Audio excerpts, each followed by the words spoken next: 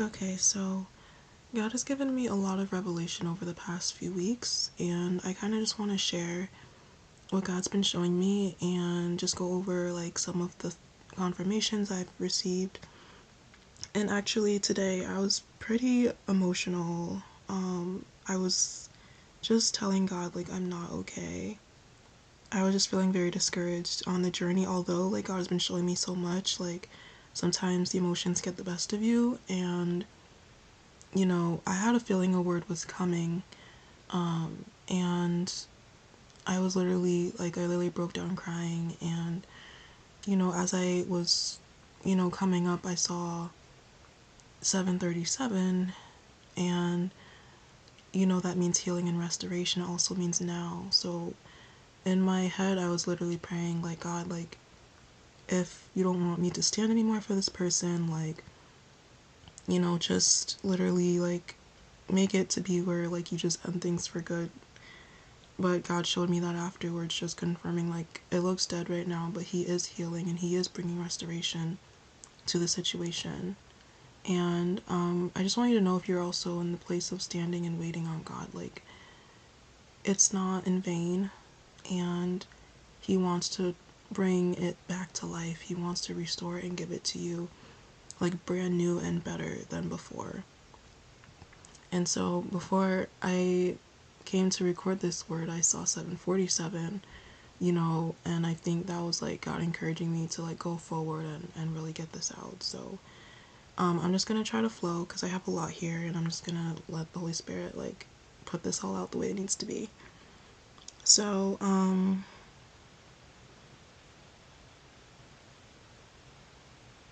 basically I had made the previous words about like Christmas and things like that, and you know God was confirming that to me.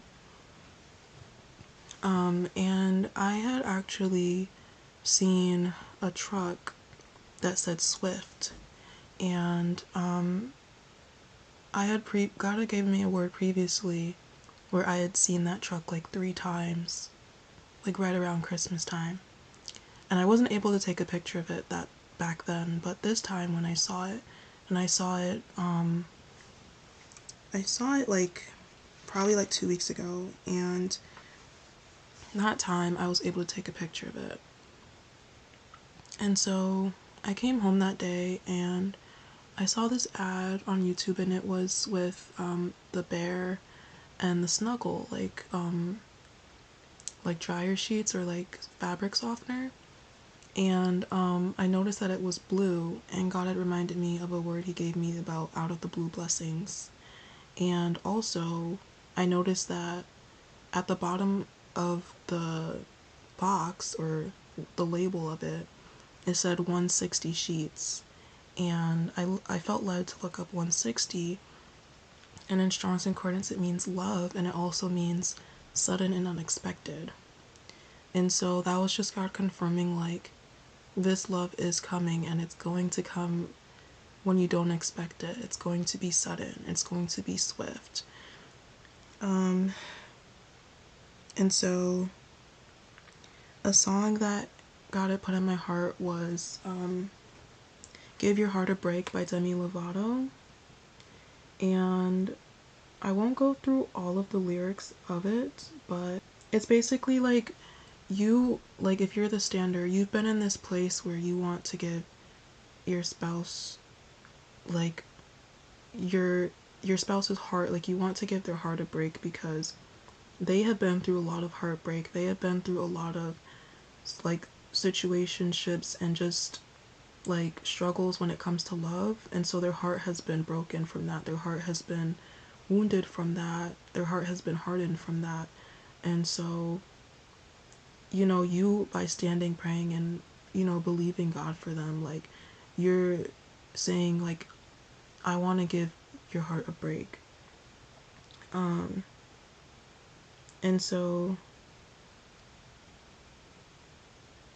yeah. And then it says, like, it says, I know you're scared it's wrong, like you might make a mistake. So there's definitely been fear on the I guess you could say prodigal spouse's end, because they have they've been hurt before, and they just don't want, especially like with you being like as amazing as you are, like they just don't want it to end the way all their other situations have. And so, and they don't want to feel like them being with you was a mistake. And the Lord was reminding me also of the song I Want It That Way by the Backstreet Boys, because you know it says tell me why ain't nothing but a mistake. Like they don't want it to be like this was a mistake. You know, it says don't want to break your heart, want to give your heart a break. So you don't want to break their heart, but they have been so like based on their past experiences, like they're afraid that you're going to break their heart. And so yeah, and also in the lyrics it also says yeah, okay. So it says there's just one life to live and there's no time to wait to waste.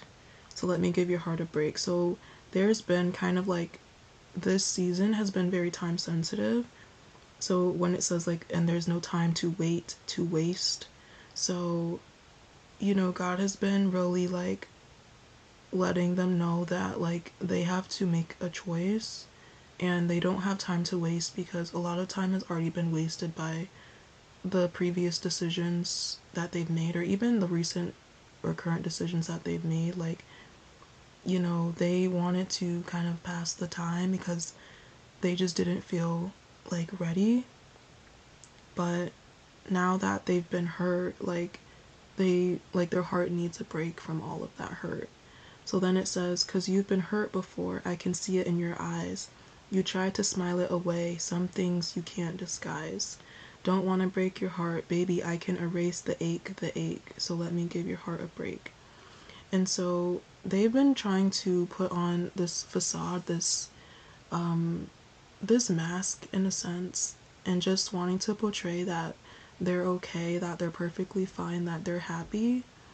But on the inside, like they are not okay. Like they've been hurting, they've been unhappy, and you have been able to recognize that even if other people around them can't. You know, it says some things you can't disguise. And so you have been able to discern that they truly are not like, you know, truly happy. They try to smile it away, but you can tell that they're really not okay. And you can see it in their eyes. Like if you were to look at their eyes, you can see it. And you know, God has also like told me like, you know, you'll see the love in their eyes for you, and you can also see the hurt in their eyes. You can also see in their eyes when they're not okay, when they're not happy. So yeah, that's that song. um I don't know if I mentioned this in the previous video or not, but I have it written down here as a confirmation, because I was also saying the number 120 quite a bit, and then I was led to this scripture, and Numbers 5 verse 5. God spoke to Moses, "Tell the people of Israel, when a man or woman commits any sin, the person has broken trust with God, is guilty, and must confess their sin. Full compensation plus 20% must be made to whoever was wronged." And so maybe I did share this before, but if I did, then just this is just a reminder that God is going to compensate for all of the sin that has caused like, you know, pain in your life, and you know, just for like the hardships and everything, like, and just the way that, you know, your spouse may have treated you when they were just, you know, lost essentially. And there's going to be full compensation to whoever was wronged. And if you have been the standard and you have experienced being wronged by your spouse, like, you are going to experience that compensation. And you know, the person has broken trust with God, is guilty, and must confess their sin. So, you know, they have to confess their sin before God. and when they do, they'll be able to confess their sin before you. So in Strong's Hebrew, 120 means man, mankind, human, and Adam. And so, yeah, that is like the number I was seeing, and it literally says like when a man or woman commits any sin. So in this case, it is the man, or at least from, I'm speaking from the woman's perspective, standard being a woman, but yeah, the man has to confess the sin. And like, confessions are coming, like communication is coming. So there was a short film that I watched. There was a short film that I watched and just got this notification, so that's confirmation that communication is coming. And that text just came in at 8:28, so just know that like all of this is working out for good. And so I saw this short film. I'll try to link it in the description if I can. But the film is called 514, and this was basically a short film about a husband who left his wife. He was just kind of I don't want to say disheveled, but he just wasn't like, he wasn't in the best spot, and he just wasn't stepping up into his role as a man and as a husband, because his wife was upset with him. They got into an argument and he left. And then every day when he was doing his like delivery orders for his job, his boss was always yelling at him, and he would just sit there and listen to it and not respond. And so there's this woman that he brings these orders to every day for 7 days. And this woman is like, he's kind of like rough around the edges and just not very like open and friendly at first, but this woman just shows him love and kindness, and his heart starts to soften, and he learns that this woman like lost her husband.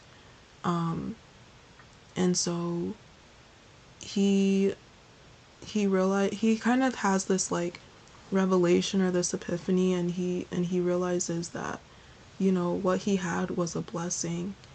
And so he calls, at the end of the film, he calls his wife and he says, "I'm coming home." And that was like the main part that I thought was significant, because like they are coming home. And home really represents like comfort and safety and like being where you need to be. Like it's that place of belonging, and that's what like they'll find in you.